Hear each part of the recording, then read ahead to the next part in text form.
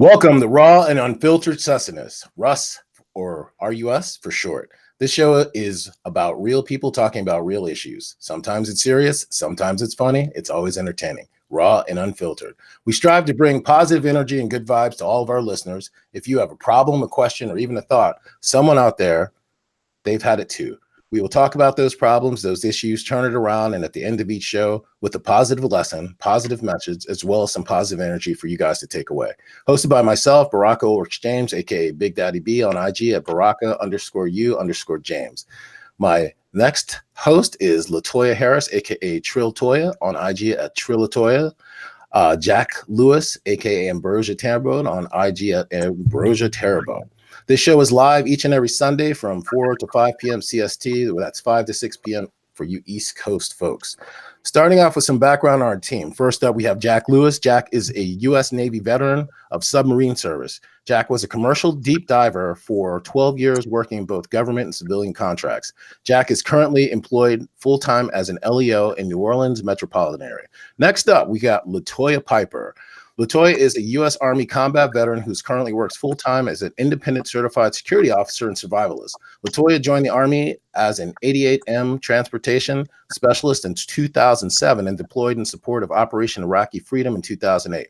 After getting out of the Army, she moved to Alabama and pursued her career in security near Huntsville, Alabama's Redstone Arsenal. She obtained her unarmed security officer license in 2013 and her armed license in 2017. LaToya currently works armed security in Huntsville, Alabama, where she is training other young women interested in working in security while pursuing career in VIP protection.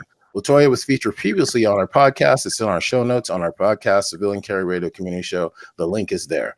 Our show notes are located in the YouTube description. Last but not least, myself. I'm an American human rights activist with the main focus on the Second Amendment. Full-time employed as a project manager, as a government contractor with 20 years of experience in IT field, specializing in network security engineering, cybersecurity. I was born in D.C., where I lost my father to gun violence at 38 days old. He was a D.C. special police officer, was shot and killed off-duty in a friend's home at a home invasion. These events inspired me to own and produce and co-host or host my own show, Civilian Carry Radio on the Firearms Network. It's a nonpartisan podcast where I believe that gun rights is a human right and self-protection is your God-given human right. Please subscribe to our YouTube link and our profile. To become a corporate member or sponsor, advertise on the show, go to ruspodcast2019@gmail.com. Please consider supporting our podcast on Patreon by going to patreon.com and doing a search for RUS 2019.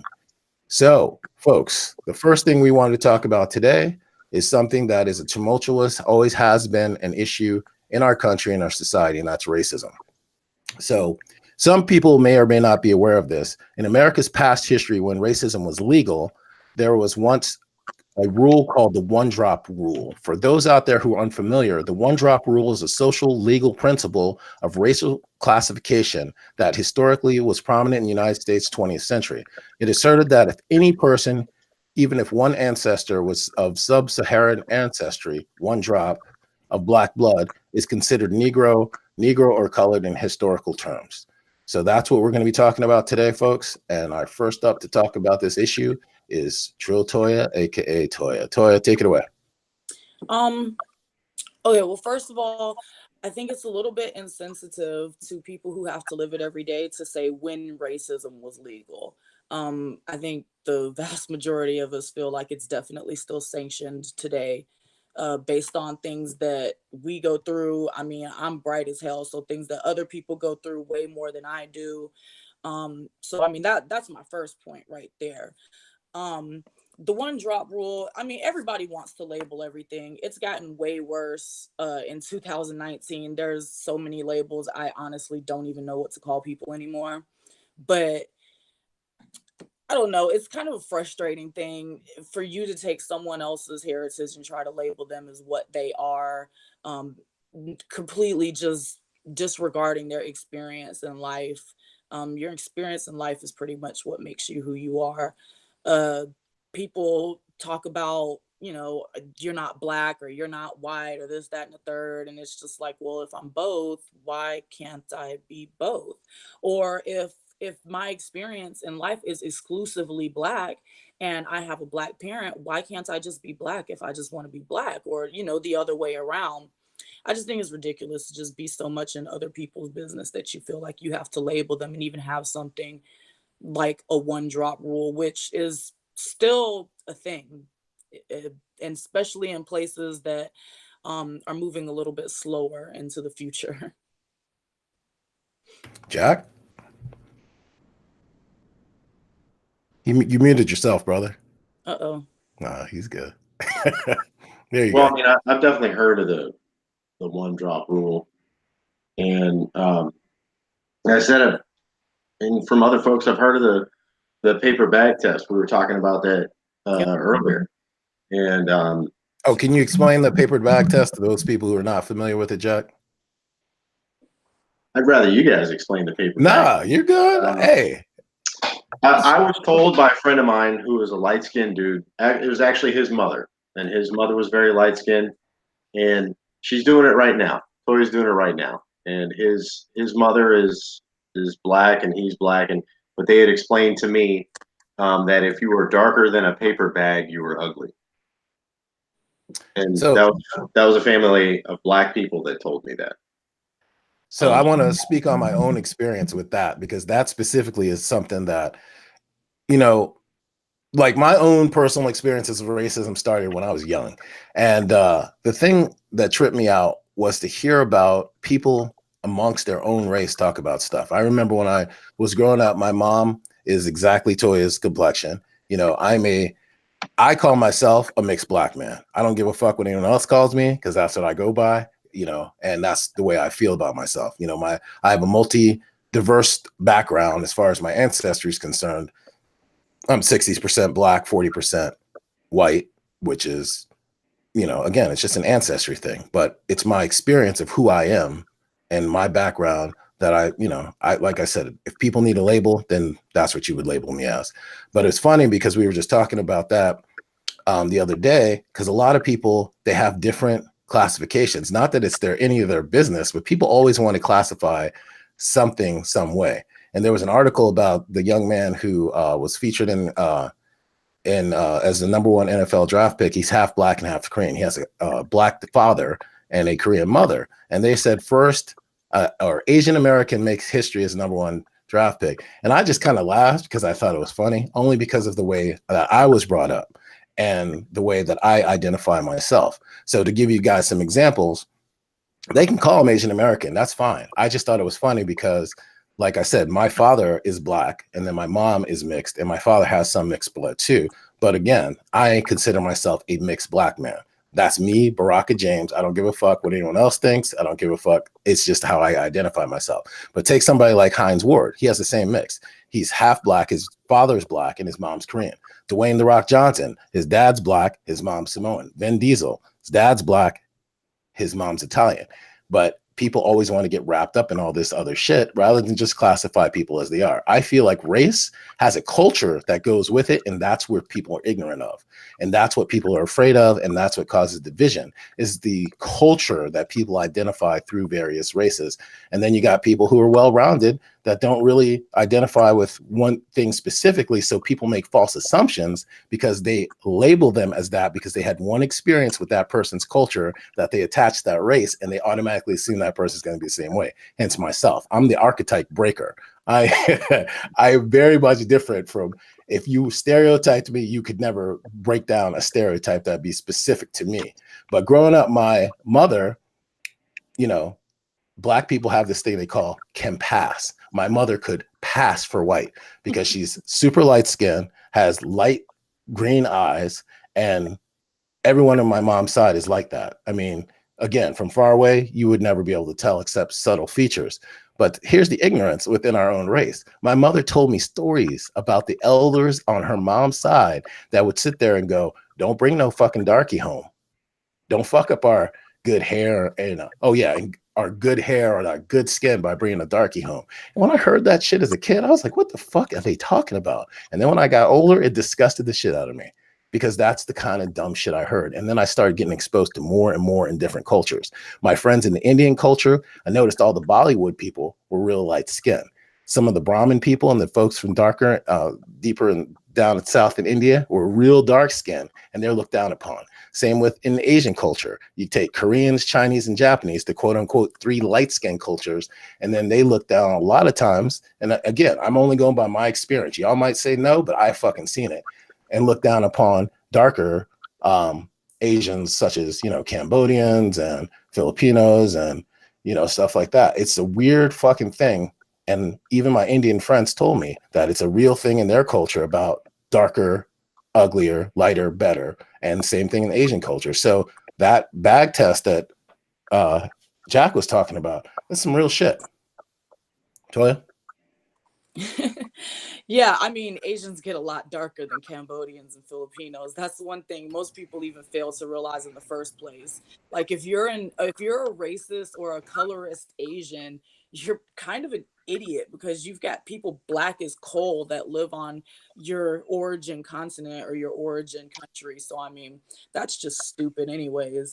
You said one thing that I wanted to bring up a point on real quick, and I kind of hit on it a little bit too, as far as like kind of cultural aspect, like how I said, you know, based on the life that I live is what I identify as. If you ask me, if someone walks up to me and asks me, you know, what are you, which is a question I fucking hate in the first place because I'm a human goddamn being. Amen. But we know what they mean when they're saying that Hell shit. yeah. Sometimes I play stupid just to make them feel stupid. Like, what the fuck do you mean, what am I? But if I don't feel like talking to them, I'll just answer the shit. I'm black. Or you can look at me, you can tell that I'm mixed. I don't even have to get into the whole thing with you. If you want to know, I'm black. If I care to get further into it with you, yes, I'm mixed. But I'm black. That's been my life experience. However, for people that are 100% black, you were saying something about, you know, your culture and your experience and how people don't understand culture. So one thing about culture is the whole acting black, acting white thing. Okay. I mean, almost all of us use the term, but like it's not really a thing. It's not really a thing. Just because you're 100% black and don't act black and don't go along with black or African or any type of black or dark skin culture doesn't mean you're less black either. So I mean, it goes further than even just being mixed. I mean, it can go to just light skinned black people who both of their parents are black. I mean, you can come straight out of Africa that way, you know. You don't have to be mixed to be light skinned. It just the whole aspect, it goes way further than just being mixed. You know, we're not the only ones that catch it. You If you're black and you listen to rock, you're weird. If you speak properly, you're weird and you're acting white. There's so many other areas that racism affects. I mean, hell, even lower class whites ended up getting thrown into the barrel eventually, you know? It's just a whole system of hatred. And I mean, honestly, anything that you're using to label in a negative way is just perpetuating that hatred. That shit should have been gone a long fucking time ago. It's so funny. You hit on so many points, though. I got to come back to because I went through every one of those things. Like, it's funny how people, like I said, they paint you into this archetype, and if you don't fit outside that archetype, you're a fucking weirdo. They either are scared, they call you an enigma, an anomaly. Why can't I just be Baraka, the black dude who likes heavy metal? It Right. likes country music. It likes to hunt, but it was never like that. It's always something. But before I get into all that, I want to go back to what you were saying about Africans, and you can be light skinned black and not have mixed blood because Jack told me one time when we were talking, he got to travel a lot with the Navy. Tell him about that country in Africa you told me about, Jack, and the history on it and stuff, because I think a lot of people want to know about that, man. Well, all the time that I went to Africa, actually, I was contracting. I was a contractor. I was diving, and so I went to. There's a lot of oil and gas in Eastern Africa, and I've been to 2 countries that were basically at different points of time. At first, I was in Senegal, which used to be the jumping off point for the slave trade, and that's about the westernmost part of Africa. So the closest to America, the closest to the Indies, and then I ended up working a lot in a country called Cameroon, which is in Western Africa. It's south of Nigeria, and that was like the World Trade Center for slavery. You know, for collecting slaves and transporting them to you know, wherever you're going to take them, you know, to the Western Hemisphere. And I saw a lot of people there that obviously were of darker skin, but it was very clear where most of the people that I knew that were black in America, where they came from when I first went there, because I saw so many familiar faces. I mean, it was shocking. And then you look it up, and I was like, oh wow, like I mean, it was just like, hey, I know that guy, except I know a lighter skinned version of that guy. So I mean, it was kind of it was a trip, honestly. Yeah, and I didn't even know about that until Jack hit me to that. But I wanted to circle back to the point that Toya made earlier. See, the one of the things that I'm making sure I instill in my own children is that don't let anybody tell you who the fuck you are. You got to be strong in your individuality, and who makes up who you are is your personality, what you like and dislike. Because since I didn't have that, when I went into high school, I went through all kinds of identity crisis. And I'm going to tell you why. It was because of what Toya said. Oh, you don't talk black. No, I just talk how I talk. What the fuck does that mean? I didn't know that was a thing. Then I had like some hustler friends that came up to me one day and they were like, man, why are you always Tomming? Why you sound like a white boy, you're acting white, blah, blah, blah, and all this other shit. And they made me feel ashamed. They were like, you need to come and hang out with some real brothers, like the brothers I hung out with, you know, that I played sports with, they weren't real. They were like, they ain't real, blah, blah, blah. You need to come over here and see what real brothers are like. And before I delve further into that point, just a little history point for you guys out there where some of these seeds of racism came from, because a lot of y'all don't know. So back during slavery time, Lynchburg, Virginia is named after a dude that started this system, Mr. Lynch, okay? He went around to slave plantations and he said, you want your slaves to stop running away? I got a foolproof formula for you that will make it so that they fight amongst each other so they'll never unite against you slave owners, throw you over and escape. And here's what the plan was. And so y'all make sure you listen to this shit and pass it on and let people know that you heard it here. What the plan was, tell all of the light-skinned black people that you have, that all your light-skinned slaves, you're just like master. Your skin is lighter than the darker skin. You're better. You're closer to master. You work in the house. You work closer to us. You wear clothes like us. And they would put the darkest skin ones out and make them do the hardest labor in the sun and treat them like shit purposely. They said, you know, and always tell them, and then go tell the dark skin ones, play both sides. Tell the dark skin ones, oh, they're better than you because they're lighter and blah, blah, blah. And then this resentment started to come. And when I first heard about that, I was like, I was really young when I first heard about it and I didn't see it. And then one day I fucking saw it, man. I was down in South Carolina and I never understood why my stepfather, who's a piece of shit, his brother married a really, really dark-skinned woman from down in South Carolina. And her whole family had dealt the worst brunt stuff of the slavery, and you know, they still carry both the mental and physical scars to this day, her grandmother and stuff like that. So I can understand why they have that feeling, but I never understood why she hated my mother so much. And then one day I found out, and it was because of that shit right there. And that, you know, amongst black people these days, it's a joke, you know, like back in the 80s, they'd say, oh, light-skinned brothers are coming back, you know, Lionel Richie, blah, blah, blah. You know, it's always a joke amongst black folks. We still talk about that shit to this day because it's fun, you know, to us. But it was a real thing that went on, and that proceeded to go and spread out the United States because that evil motherfucking mastermind planted that shit in people's heads and they fucking took off with it, and it worked. Y'all want to speak on that before we go on to any other points? Still here. It's still oh yeah. It's not something that's gone away. It's not gone at all. It's I don't even know what else to say. No, you're right. It is. And it's unfortunate because it is still here. You're 100% right. And that's the trip about it, is that dude's evil mastermind plan worked, and probably worked way better than he ever thought it was going to fucking work, because it's still going on. I agree 100% with you. So I feel like people don't really understand how well that shit really works. Like people will really argue you down like that there have been no ongoing effects of slavery. Like people just need to get over it and go on with their lives. Black folks don't deserve reparations, even though other people got them that experience less. But Mm-hmm. whatever. Black folks don't deserve reparations. We just need to get over it. We're not disadvantaged in any shape, form, blah, blah, whatever. But it's like exactly what you just said. We literally have the fucking documents that say, hey, mentally, you might not even have to take the rod to this motherfucker no more. We're Mm-hmm. going to conquer these people mentally. And we know for a fact, it said it in the documents. Yep. That will last for generations. Yep.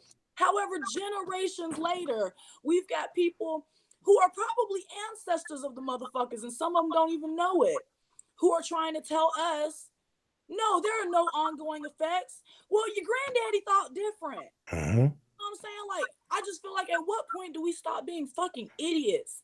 This shit is stupid to me. It gets on my nerves. I shut up a lot lately because I've met a lot of people who have made it clear to me that you really honestly have no grasp of this to even give an opinion. A lot of people should just shut up about race, period. If you are not going to go out of your way to try and understand it from someone else's shoes, you know, if you've never lived as a Black person, I'm never going to expect you to 100% understand what it's like to be a Black person. You're never going to. It's impossible. You can't do it. However, empathy, like you can go out of your way to try and understand things. And I feel like if you don't think that racism is a real thing, if you don't think that there's any ongoing effects of slavery, then you're just being ignorant and you're choosing to turn a blind eye to it. And you kind of just don't even deserve to be here in the world. Like you should just go away. Your line should end today. So to add on to what you're saying and to segue off of that, I think that a lot of people they know it's there, but either they can't relate to it, they don't want to relate to it, or it's such an ugly past they want to cover it up. I mean, I have talked to so many different people because of what I had to go through being in when I went to high school. I heard stories after stories. I mean, one of my friend's grandfathers, who was a police officer down south back in the day in Alabama, you know what he told me when he was a police officer? That they were told by their superiors, if you go after someone and they're Black and they run away, you shoot them in the back. This was in the 1940s and 50s, y'all. 80s and 90s. Oh, I know, but I'm just saying that that was their thing. They were told that by their superiors, that if they were Black, you shoot them in the back, and if they run, they're guilty. You shoot them. And what I'm saying is, it goes even beyond that. Okay, so one of my friends back in high school pulled me aside one day after gym class, and he was like sitting there, and he was all emotional and shit. And I was like, "What's going on, man? Talk to me." And he said, "Hey, man, you got time?" Because it was right before lunch. We had PE right before lunch. And I said, "Yeah, man, I want to talk to you." He said, "Man, I just really wanted to talk to you, Baraka." He's like, "Man, if you didn't notice when we first met," he said, "I was real quiet all the time and stuff, man, because I didn't really, I grew up, man, in a place where in West Virginia, my uncle's dog, a Black Labrador, his name is Nigger. That's his uncle's dog name. And my uncle and some of my grandfathers and all of our older family are in the Ku Klux Klan." And he's like, "So I've never met a Black person like you before, and I'm ashamed because you're nothing like what they said that you'd be. You're the first Black person I've ever met that I've had any extended conversations with, and all the shit that they had fed me since the time I was a child is a fucking lie." And he's like, "I'm so ashamed of my fucking family, and I'm so angry." And he's like, "I just wanted to tell you about it because you opened my eyes." And I was like, "I'm just being me, but thank you for sharing that with me." But I was shocked to hear that shit. And that's how it goes on too, is that it's just passed down, that ignorance from generation to generation to generation. And it's always, and I said, "Well, what were the points that they said to you that, and then they said stuff that really made me laugh.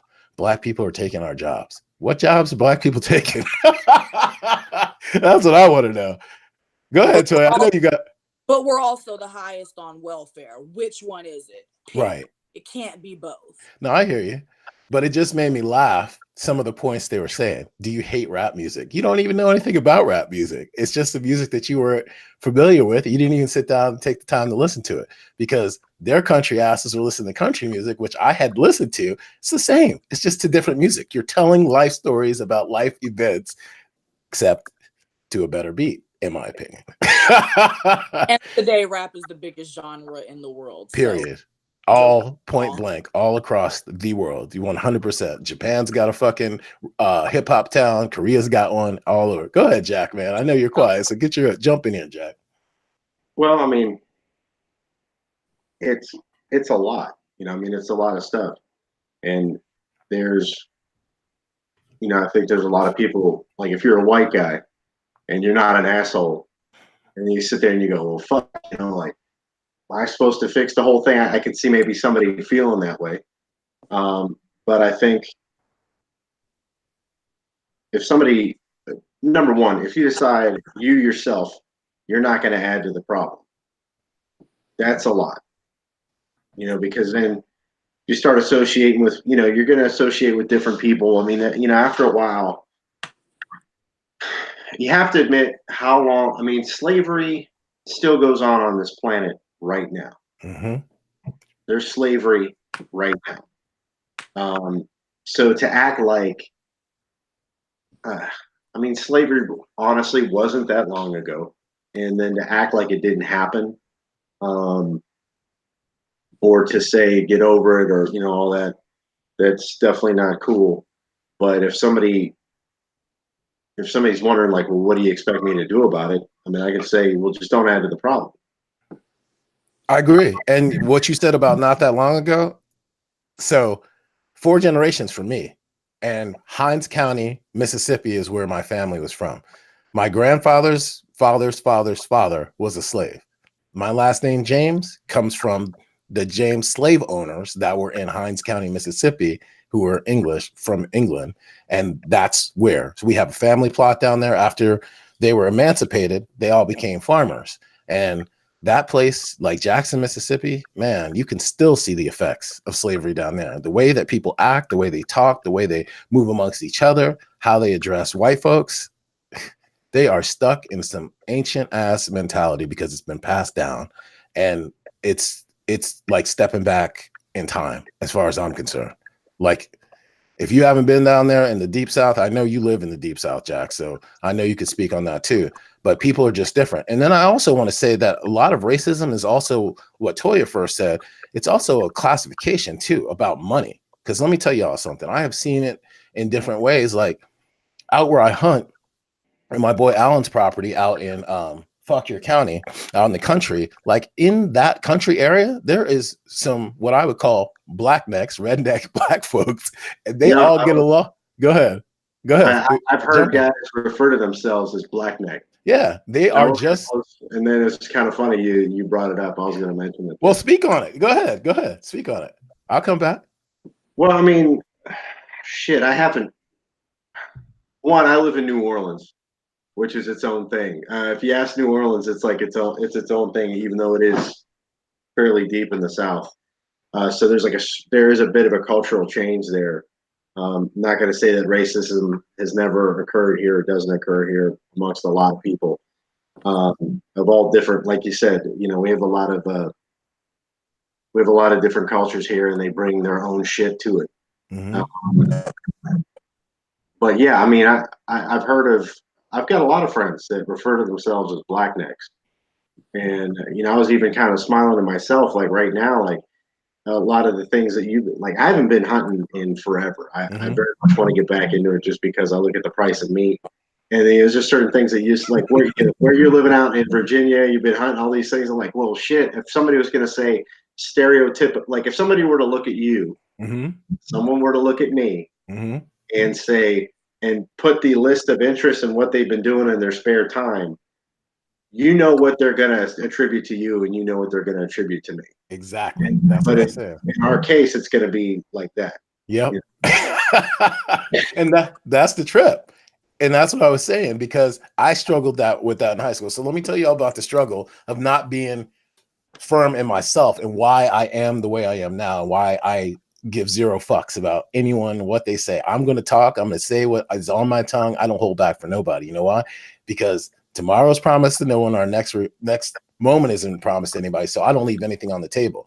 The thing is, I went through so much shit. Those brothers, those specific dudes, they were hustlers. And for those who don't know what hustlers are, where they were drug dealers, some hard ass gangster type, what you would think hustlers, right? So they pulled me aside. They said, man, stop tomming out. That means Uncle Tom. They were calling me Uncle Tom. Tomming out was, you know, hanging out with too many people that they didn't agree with and they are, you know, angry about and blah, blah, blah. So they were like, yeah, you need to stop dressing like that, blah, blah, blah. So I went, I hung, they made me feel ashamed because I was weak. Started hanging out with them, started doing the things that they did, which was a lot of illegal shit. Started doing a lot of things that those specific folks were doing and stuff like that. And then, you know what? I woke up one day and I was like, man, I don't like any of this shit. This is not who I am as a person. And if this means what I have to be black then I'm just going to be Baraka, because they're telling me that I have to do these things. I have to look, act, talk, and hang out with a certain amount of people. Otherwise, my black card is revoked. I was like, then I'm just going to be Baraka. And that's just the way it's going to be, because that was some bullshit. And it took me, I'm glad I went through that journey to see that, because that's not the way the black folks in Jackson and my family acted. They're all Southern Baptist black folks. That's not the way the black folks that I played sports with acted. And they never pressured me like that. So I realized that there's different little people in the world who have different views and opinions, and you're never going to satisfy it. So just be yourself and let people identify with you as you are. Like, I know and have taken the time to explore people's cultures because I'm fearless and I ask. Like, one of my good friends in high school, Raj Multani, he's a Sikh dude, an Indian dude, and he used to wear this thing on his head. So I just went up and fucking asked him, hey, Raj, why you wear that thing on your head? He's like, well, until we get to the age where we go through the rite of passage to become men, we have to wear this. But after that, we can cut our hair. And sure enough, when Raj got to that and they had a big celebration, cut his hair, had normal hair. Boom, done. One of my other friends, he's Jewish, Torah. He used to wear the yarmulke. Went up, asked him, why do you wear the yarmulke? He's like, oh, on special days, this is blah, blah, blah. All that shit is enriching to me, because now I know when I see Jewish people, I'm like, oh, I know why they wear that yarmulke. When I see a Sikh dude, I know that because I took the time to fucking learn it. And all of those differences are cool as shit. I like that people have different cultural beliefs and backgrounds and stuff. I think that's a beautiful thing. It's people who are ignorant of it and want everybody to be like them and be in an echo chamber and be exactly like them. I pity those people. They're missing out on so many good people and experiences in life by pigeonholing shit like that. What do you guys think? I think that's some real American shit right there. Wanting everybody to be like how you are. Everyone has to do what you want them to do. Like, in my experience, I haven't lived everywhere. I haven't been everywhere, but I've been a lot of places. In my experience, it's just not that bad everywhere else, to where everyone has such a heavy opinion on what you should be doing. It just don't make no sense to me. But it's the world. It's you're right, Toya, 100%. And people always say that kind of stuff because, like I said, like what Jack was saying about earlier, the reason I learned how to hunt was because I ran across some country dudes in high school that were like, oh, you ever had venison? One of the guys brought some venison jerky to class. I said, man, this is fucking delicious. He's like, you can get some real cheap. I'll teach you how to make it. I was like, well, how do we get it? And he was like, well, we're going to go hunting. And he told me about hunting, and I became a hunter's apprentice with him and his family. I went out in the woods, and it was cool as shit. They taught me how to live off the land, how to hunt for myself, how to get my meat. And then they explained to me that when they were in the poorest state of their lives, if not for hunting, they would have died. They exclusively lived off of venison for like 10 years. And then my boy Alan, who's my co-host on Civilian Care Radio, he grew up extremely poor too. Same thing. His father fed their whole entire family. They had over 15 or 12 people in their family off of venison and shit that they found in the woods, like vegetable eyes that you can eat. Like, they know all the vegetables and stuff you can eat.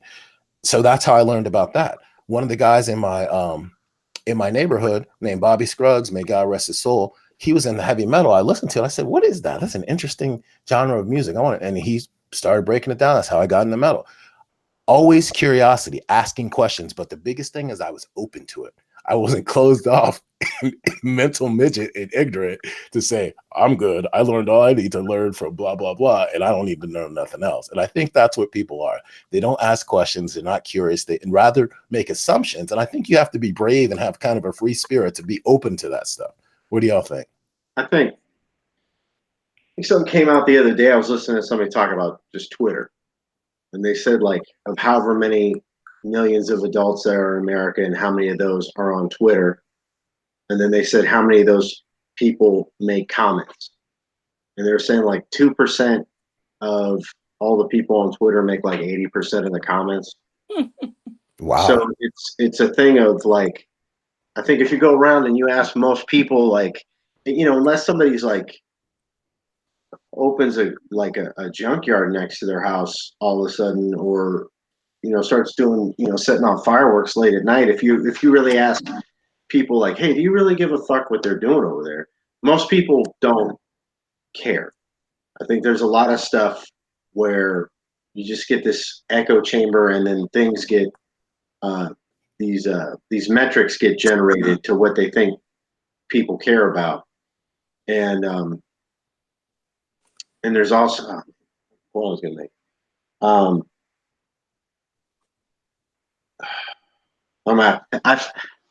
Sorry about that. Nah, you're good. You can come back to it.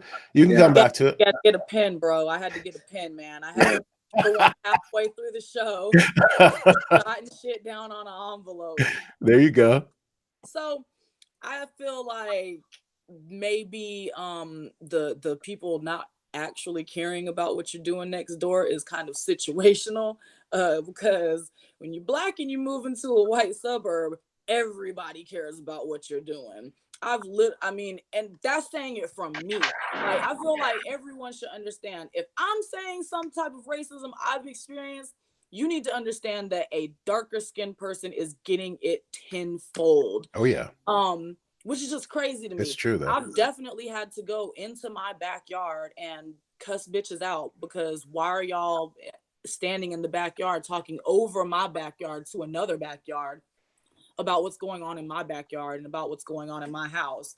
Then when I go outside, why are you talking about my house? Oh, you need to go inside. As if she had some type of authority over me. Wow. Even though I am a grown ass adult. I can think of nothing else that would have given her this fictitious authority over me except for race, because we're both adults. You can't whoop my ass. So I mean, where did this sense of authority come from? That shit was innate. Like, I don't even think she realizes that she felt that sense of authority. But I mean, it's definitely a thing, you know, when it comes to race. I'm talking about when I drive down, like, they don't wave at me, but they look hard. They look hard as hell into the car. But I see everybody else driving by, walking by with their dogs and stuff, and people stop in the yard and they talk to people and they wave, and it's like either I need to be having complaints. Like, I've had so many homeowners association complaints. It's ridiculous. A couple of them I deserved. Most of them I didn't. It's just it's really situational. It really depends. You know, if you get a whole family of Mexicans that would move into the house next door, and it's a 5-bedroom and it's 8 of them on some super stereotypical type shit, everyone in my neighborhood is going to be like, are they illegal? Like, they're going to be monitoring the hell out of them. That's and true. Calling over anything just because you can't mind your business because these people look different than you are, or you assume that we're not in the right tax bracket to live in this neighborhood or something like that.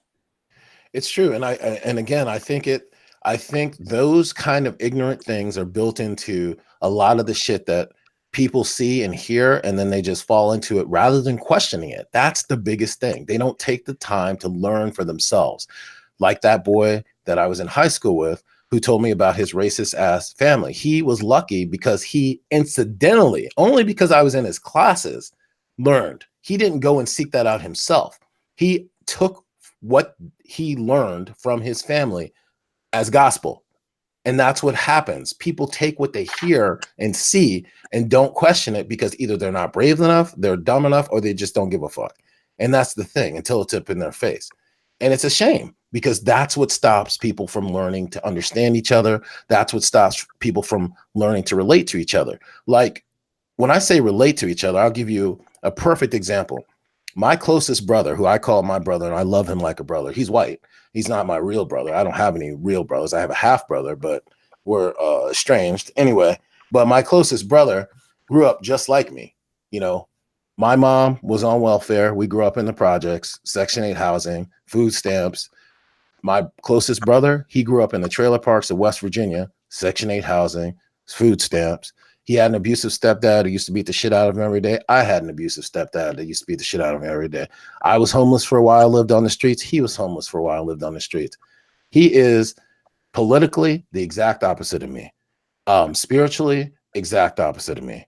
Religiously, exact opposite of me. But I would give my life for him. He would give his life for me. And our personalities are the same. We're both natural born alpha dominant dudes from birth, the way we handled shit in life. And that's the way and why we bonded. And if more people understood what was important in life, like me and my brother's relationship, all that other bullshit that separates people, all those other things I told you about, because I believe in God and he's agnostic. Oh, we should hate each other because he votes far left liberal and I vote conservative for gun rights. I should hate him and he should hate me. None of that shit matters to him and I because we grew up the same people in different circumstances. We were both poor as fuck. We both had abusive stepfathers that beat the shit out of us all the time and hurt us. We both lived on the streets and experienced the same kinds of rites of passage. Like my buddy Mike Pannone. I was talking to him 2 weeks ago at NRA in Indy. Mike Pannone is an Italian dude who grew up in New Jersey in a black neighborhood. And he was telling me the story of how one day he was walking through the neighborhood and he came up and there were some kids and one of them came up there and said, "Hey, what the fuck you doing walking through here?" And he was like, "I'm going to my dad's shop. It's down a couple of blocks over or whatever." And he said he recognized some of the older dudes, the OGs of the neighborhood, and they stepped up to see what he would do. And the dude tried to punk him and Mike took it to his ass and Mike beat the shit out of him. And when Mike beat the shit out of him, Mike said he was expecting to get jumped. And he said after that, he got the nod from the OGs. You know why? Because they were all fucking poor and from the same neighborhood. And you guess what they did from that day forward? He proved himself as a man. He didn't get punked. He didn't get bitched. So now he was one of them. And guess what happened after that? Later on, he had an occurrence as he got older where some other kids confronted him that didn't know him. And guess who was right, had his back? His boys from the neighborhood who were all black. Because that's how shit works. When people are people and they recognize people as people and we all live in the same kind of circumstances, that's how it's supposed to fucking be. Because you look at people for their fucking heart, for their mind, their spirit, and who they are as a person. How annoying is this when you hear this? I don't see race. It's a lie. Anyone that says that is a fucking liar. How annoying is that when you hear somebody say that? Because I hate it. It's like kind of like I put it. It's like, so then you're not looking at anybody.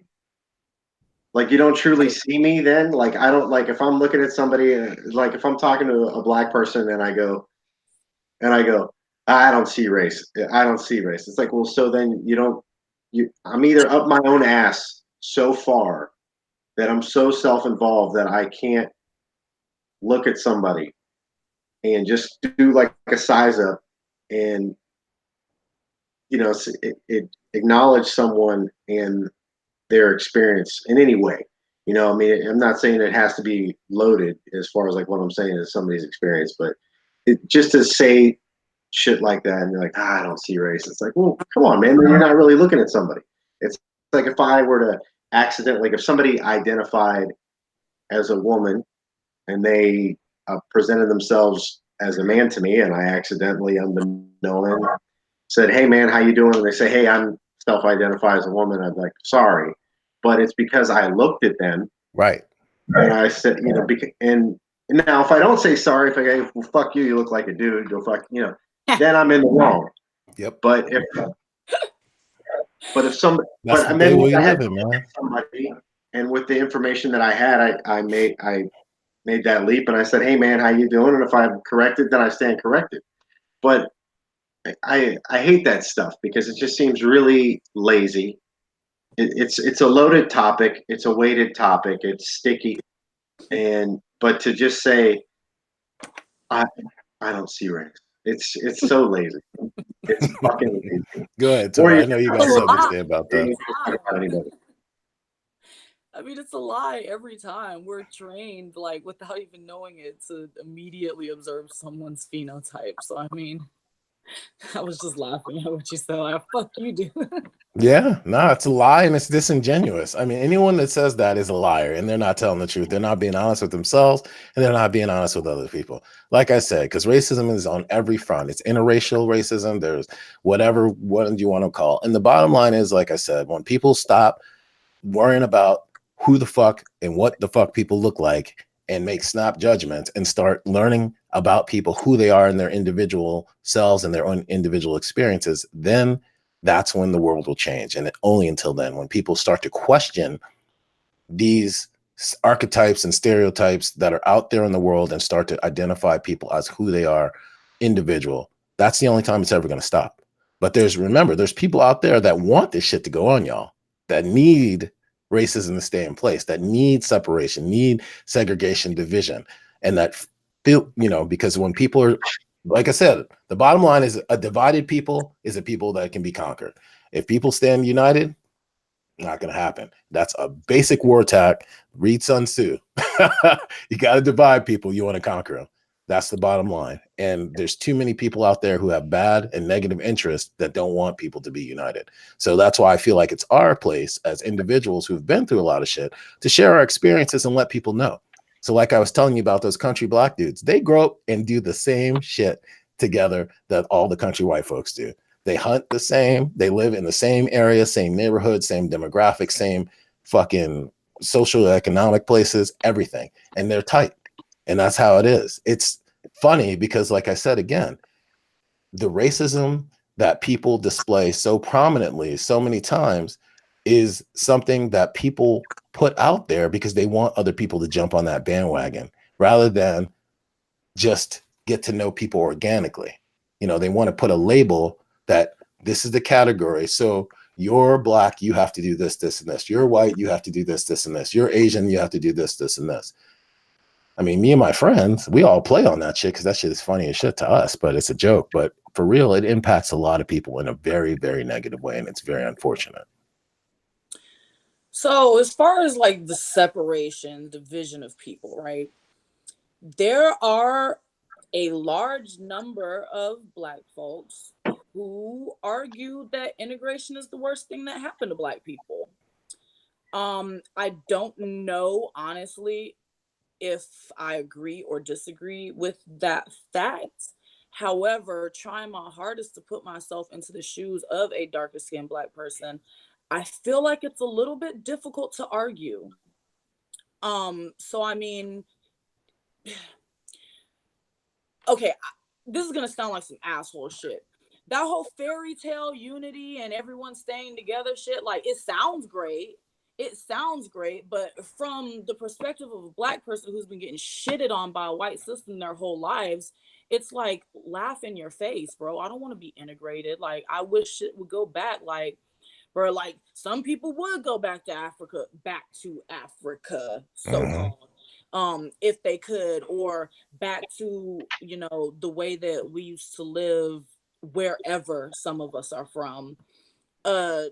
I just feel like that's a highly arguable point. I mean, it sounds good. It sounds great. Let's all get together and let's stick together and hold hands so can't nobody break the chain and this, that, and the third.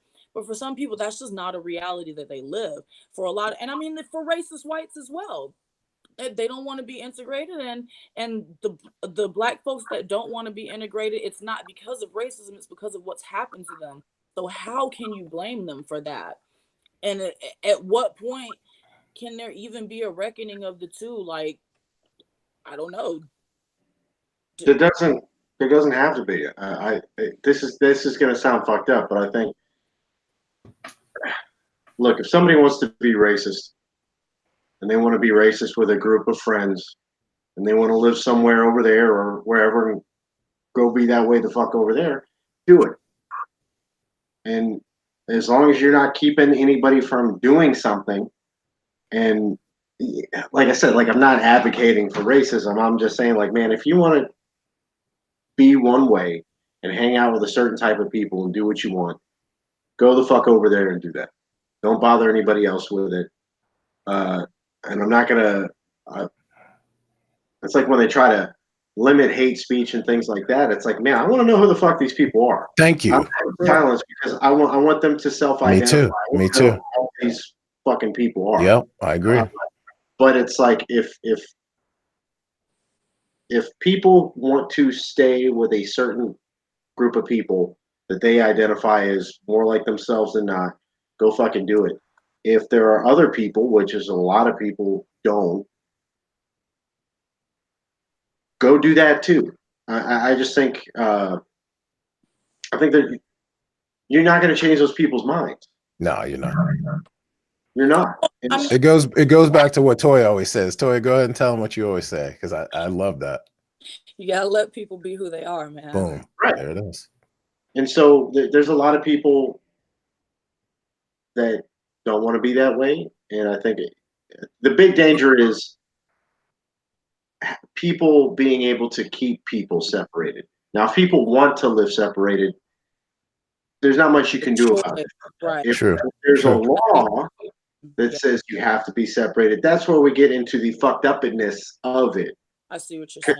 Because if some people just want to live separate, then, hey man, good luck. I'll see. Let me know how that works out. You know, like, or don't. I'm with you. And Jack, I have to just add in on your point. I'm with you on that, man. Here's the situation. Just like I said, different people are comfortable within different cultures. There's a lot of Black folks that are comfortable in their own Black culture, and there's nothing wrong with that. Does that mean they're racist? No. Does that mean that they're ignorant? No. Does that mean that they don't want to be around nobody else? No. It just means that's what they know. That's what they're comfortable with. Cool. I'm with you. No problem. Not everybody has to be that way, just like Toya was saying. But the problem is people cast labels on that either way.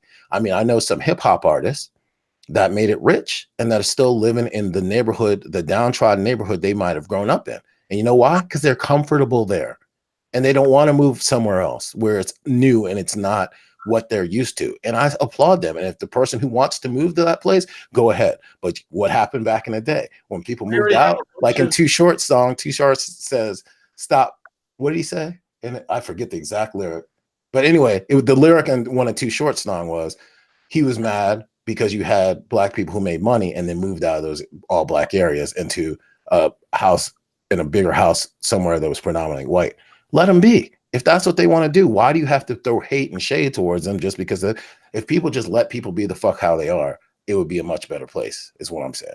We already have a bunch of examples like that in our country. Mm-hmm. We have the Amish. Oh, yeah. Now, I haven't seen a Black Amish dude yet, but I'm Neither sure have I. we went out there. The Orthodox Jewish community. True. You know, a lot of those folks, like you see, like are already insular. I don't know if it's necessarily because they're racist, but like they're already very insular. I mean, there's a lot of things that are like that already. They're kind of keeping themselves so we don't see them. Not for Black people, though. When we set up successful communities, they're destroyed. The only communities that we're allowed to have within ourselves are the ones that they purposely make. They're impoverished communities. They make sure that the schools are shitty. You know, there aren't any opportunities for you to get out of there. You're stuck in a cycle to just keep being, you know, project or ghetto kids, you know, forever and producing project and ghetto kids. And every now and then there's one that gets out, and that's great and it's a beautiful thing. But it's like, why are we not allowed to have great thriving communities without them being destroyed? What's the fucking problem? Like, it's just so many things. And even if Black people wanted to segregate themselves and to go off and, you know, thrive and be in a community on their own, y'all not gonna let them. And I'm not saying y'all as in you, obviously. I'm saying just white people as a whole. Like, history has shown this isn't something that, you know, this is just being made up, that we don't know has happened. Every thriving Black community has been destroyed. Well, and you murdered. Yep. I mean, and then not only that, so it's like, not only in America, if you make that choice to go and live amongst yourselves, but you want to have a thriving community, you don't want to live in the hood your whole life, not only do you have the fear of, oh, well, they're going to come through, they're going to bomb my shit, they're going to set it on fire, they're going to take our guns, they're going to kill all of us after they take our guns. But then we've got the go back somewhere argument. Go back where? That one always makes me laugh too. And I'm tell you why. So let me hit on a couple of the points that Toya made. So first of all, Toya's right. History's already shown that. Back in the day when slaves were emancipated, there was a movie where Ving Rhames was the lead star, where it was an all-black community, and all the people back, it was right after slavery, they had a whole black town that was wiped off the face of the earth by the racist white people that didn't want that. They were mad because they still wanted slavery. They went and they killed every man, woman, children there. They burned their houses. They destroyed them and things like that. Over a lie. Yes. Rosewood. Yes. Thank you. Boom. You got it. And then if you guys didn't catch the series by Killer Mike on Netflix, he really went and broke it down. And he did a very interesting experiment, and he was talking about the Green Book, which used to be a book of all black-owned businesses throughout the United States, where you could go to different places. And again, those places were shut down, destroyed, and things like that. So yes, it has been proven as a fact. And again, folks, remember, these opinions are what we've experienced.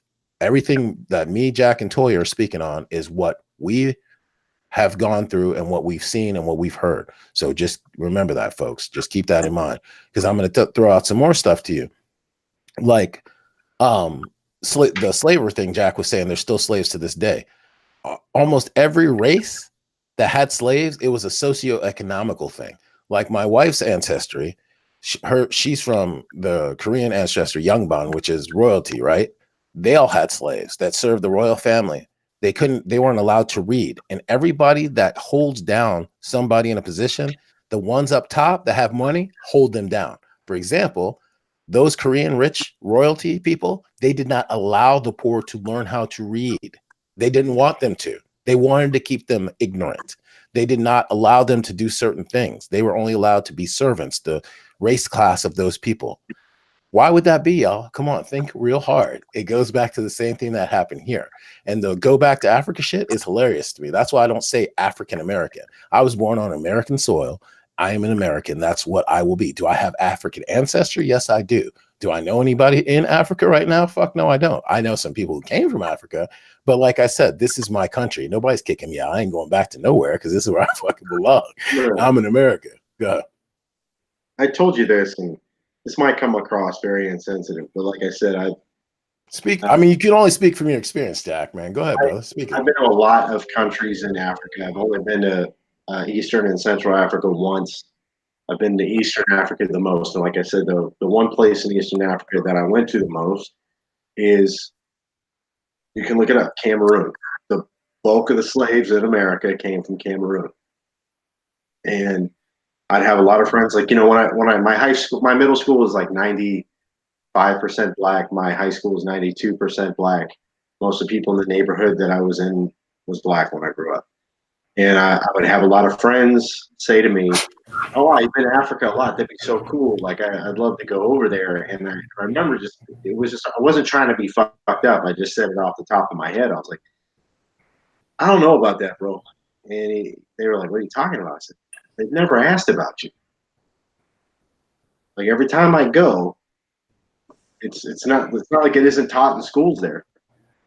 Like, they never ask. They never say, like, hey, that was fucked up. Is everybody doing okay? We've been watching the news. It doesn't look good." Like, they don't ask. So for the going back, like what you said, I wouldn't be too hot on it. And it had to make me think about my own culture. It's like, I just did the 23andMe, came back very Caucasian. And there's all this, it happens, the Caucasian for every occasion, that's me. But had all this stuff from Ireland, and like I had to think about why my family had to leave Ireland. And I was even thinking about that too. I applied it to that situation. Like, I never got a fucking Christmas card from Ireland, like, "Hey guys, sorry that there was fucked up shit that happened to you. We're starving, but it's cool now. You can come back." Like, none of that shit. Right. And I hear you on that too. And I have to tell you, one of my I had a couple good friends that were Nigerian. Nigerians are very what is it? When people Homogenized. yeah, that very much so. They have a very strict culture of higher education, things like that. And yeah, I got Nigerian blood. I found out when I did my ancestry thing. Nigerians, first of all, they will straight up tell you they don't like American black people. A lot of times, the ones that I've met as a majority, and there's a lot of communities like that, man, of people just in different cultures. I remember when I was bouncing that for y'all that don't know me from civilian carry radio, part-time for 18 years. I did security. I did armed, unarmed security, bodyguarding, and mostly club security. So there was a place in DC off of F Street. This dude named Masood ran this Ethiopian club. You want to talk about Ethiopians and Eritreans? They're brown skinned, but they don't like nobody else coming messing with their culture. You try to go pick up an Ethiopian girl and you're black, they hawk on you, boy. They try to butt you out. It's everybody's culture is different. And everybody has a way of things. And a lot of the reasons why people are like that, they want to preserve their culture. They think if someone comes along and takes someone away from their culture, they're going to lose their culture. And I've heard that over and over from different people. I've heard that from folks all the time. They're like, well, my concern is if you marry outside of the people who are not familiar with our culture, we're going to lose it. And that's a genuine concern of theirs. And I can't say I blame them. I mean, again, if that's what is important to them and they want to continue to pass down those historical things about who they are, where they came from, and I can understand that concern. I don't have a beef with that.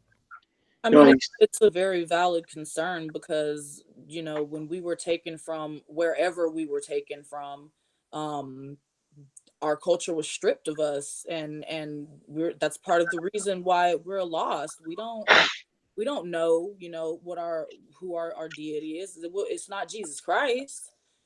We don't know who it is. We don't know if we had, you know, what people refer to today as witch doctors, shamans, stuff like that. We don't know if we had a deity that was in heaven. You know, we don't know what it was. That was part of the thing with the Native Americans who maintained their culture. You know, some of them did have issues with losing their culture, but with the ones that did maintain it, they held on to it so strongly, and they were still connected to the earth that they were originally from, which is why they still have their culture. You still see Native Americans, you know, in their traditional garb and things like that. But here it's like black folks put on African garb. We don't know what that shit is. Nope. It's like we don't have a culture. It's true. Our culture is being Black Americans. That's right. We don't know where we're from. White people told us, you know, that the vast majority of us were from Cameroon. However, white folks been lying to us for a long time. Still lying to us. I seen some shit in a school book the other day that they were posting online of a child's schoolwork where they're trying to change the narrative of slavery to the slaves came and they agreed to work for 7 years and then they would be given land, but the white people lied and kept them as slaves instead. Like, we're lied to constantly. The availability of information these days has led a lot of us to start researching into what our true ancestry is because we don't know what it is. And a lot of us are finding out we're not from Africa. Some of us are, Right. but not the amount that they said. I mean, first of all, white folks keep everything. Where the fuck are the ships? Can anybody tell me where the ships are? Because they had the logs and We've stuff. got monuments for everything. Oh, I didn't think about that. I'm Right. talking about we'll keep a shard, Right. a piece of a wood, of a chair that George Washington sat in. Don't we got the fool's teeth or something like that? Like, you know what I mean? Like, it's so many things that we've preserved for so long. Where are the ships that transported all these millions of black folks over here? Where are they? Right. And the logbooks that go along with them and all of the documentation and the records. You're right. They're I never thought of that, Toya. That's 100% true. A lot of us are finding out that we are Negro Native Americans. My family is from Negro, Cherokee, Native Americans. Yep. And I have Native American blood as well. So my mixture is black, white, Native American, you know, those three things. And you're 100% right, Toya. I never thought about the ship thing, though. That is a trip. I never So I did mean, think about that. possibly in saying that your heritage is Native American and Black, you could possibly be being redundant right now. Right. It True. it it could have very well possibly have been a Negro Native American. We found documentation that my great grandma, I think, I always get mixed up on how many greats it is, but I think my great grandma, that it said on her papers Negro Cherokee. Oh, okay. I didn't So even I know that mean, was a thing. That's my whole thing is, and I'm not being a dickhead to you, but my whole thing is just miss me with that Africa shit.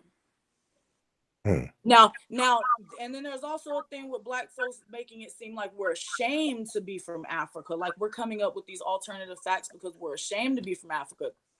I ain't got no worries, no problem whatsoever. If I found out tomorrow, that everything that I have that has any type of dark pigmentation in it all came from Africa, I'm proud, and I'm proud from whatever culture, whatever country it is in Africa that I came from. No issue with that, no shame in the possibility of being African.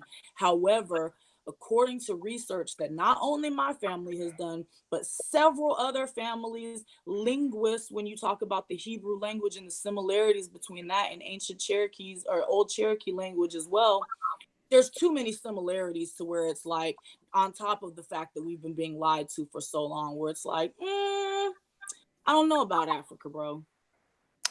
You hit me to some new shit that I didn't even know. All right, Toya, cool. Thank you for sharing that. I didn't even know about the Negro Cherokee thing. I got to look into that now. Thank you. I'm going to research that now. I mean, And that's Cherokee either. okay. Okay.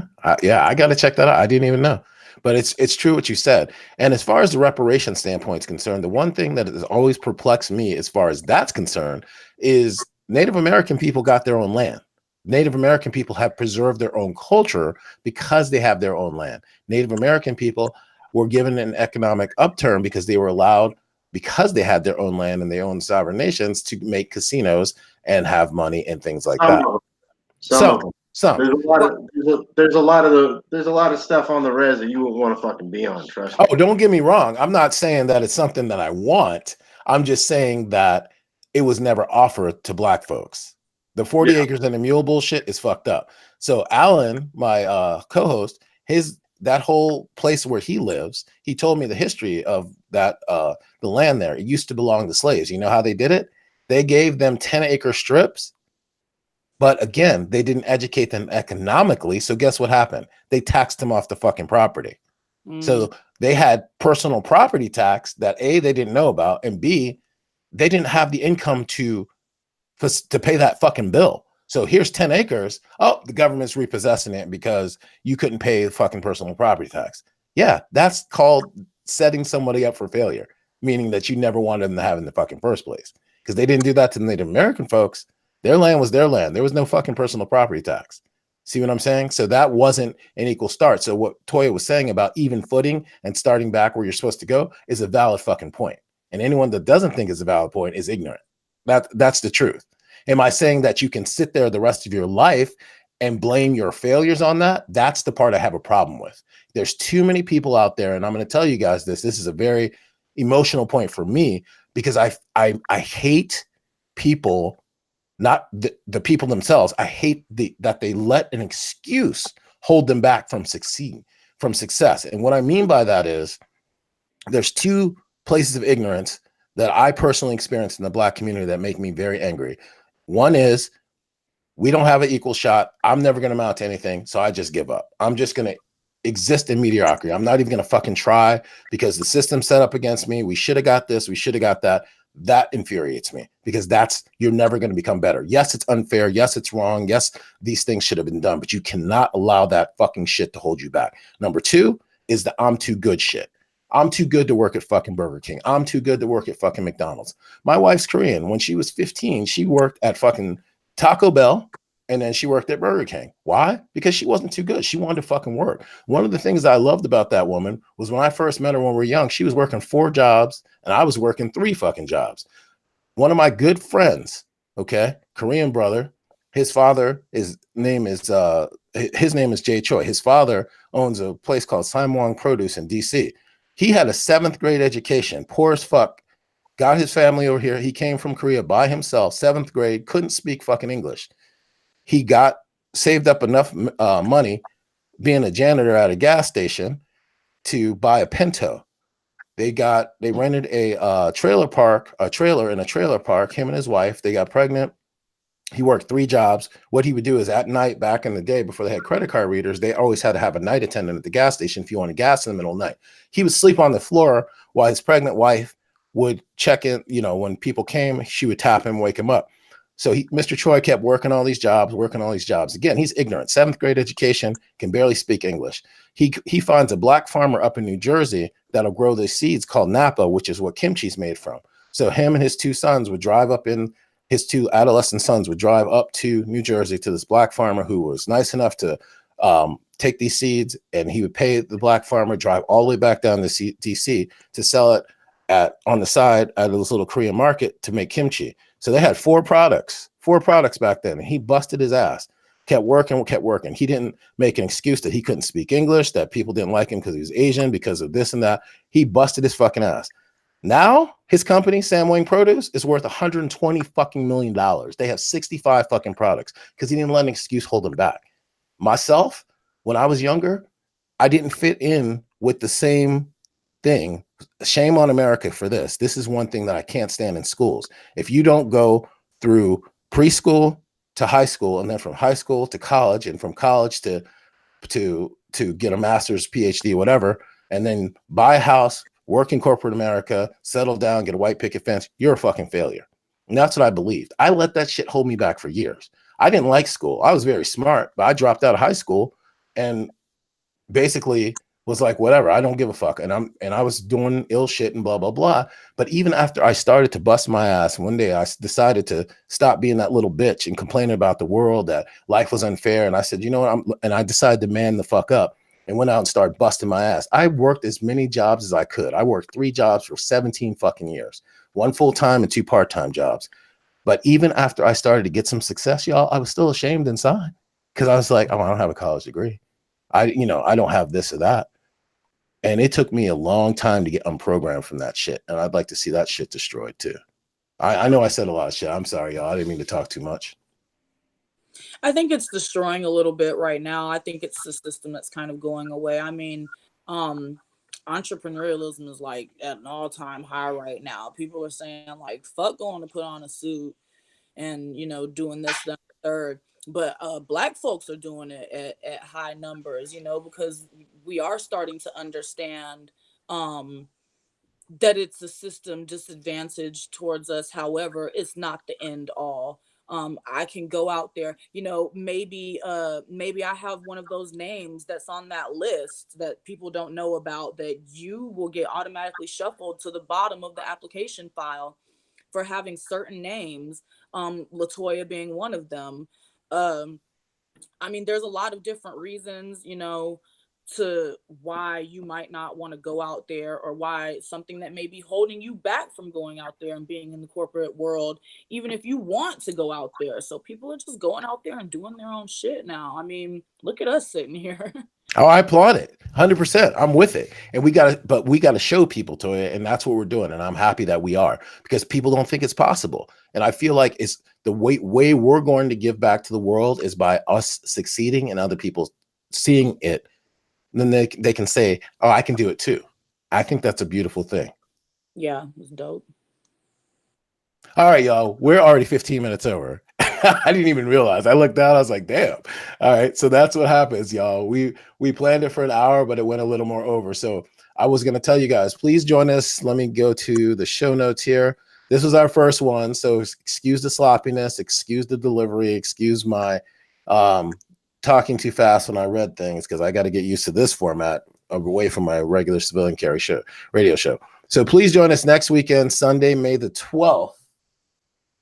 Nope, sorry, Sunday, May the 19th. Same time, 4 p.m., 5 p.m. Central, 5 p.m. to 6 p.m. Eastern for our second episode. And this is going to be a different segment of our program. And it's going to be called What's Your Story?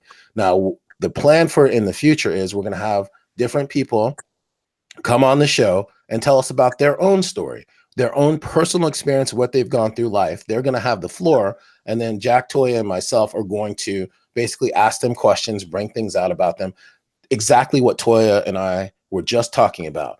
People who have gone through life, had rough starts, bad, things happen, and they are fighting forward and they're doing it and they're getting it done and they've survived and they got through. And that is why when I had the idea for this podcast, it took me 6 months to find 2 co-hosts, because I needed people who were like me, who grew up in a very diverse background, who had a lot of struggles, who overcame a lot of adversity. And Jack and Toya, boy, you have no idea what they've been through. They've been through a lot of shit. So we're starting off with Toya next week for our first segment of What's Your Story. So buckle up and get ready, because y'all gonna see how strong this woman who's sitting here with us is, and some of the things that she's overcome and fought through, and how she is still on her feet to this day, making big strides and moving forward. And she didn't let shit hold her back, just like myself and just like Jack. And our purpose with this, you guys understand this, is to let other people know they can do it too. That bad things happen to good people, but it doesn't have to stop you and stymie you. That you can fight forward through that shit, and you can keep pushing forward, and it's not the end of the world. As bad as it can be, you can still get through it, and you don't have to give up. And that's what's important. And the last thing I want to say, I'll say on our parting thought. So parting thought, Jack. I said, I think a lot of people get overwhelmed when they think about a lot of these things, and they can say, well, like, how am I going to fix it? How am I going to solve it? What am I going to do about all this shit? And you don't, honestly, this sounds like a quitter attitude, but you don't have to. You can just make yourself aware of things. You can be open to the idea. You can talk about it. Just talking about it, and not in a forced conversation talking about it way. Everybody here wanted to be here, so we're talking about it. That does a lot. And hopefully, with whoever else wants to listen too, it does a lot. Well said, Jack. Toya, parting thought? Same as always, man. Let people be who they are. I feel like that makes such a big difference in human interactions. It's made a really big difference for me. My tolerance and patience of other folks has went sky high compared to what it used to be. Just let folks be who they are. Everyone has their own experience, whether they're black, white, green, yellow, purple. Everyone has their own experiences that made them the person that they are today. There's crazy people, sane people that, do things that you don't understand. It's all for a reason. If you just take a minute to step outside of yourself and try to understand that you need to let people be who they are, life gets a little bit easier. Damn, that was powerful. Well said, Toya. And you're damn right.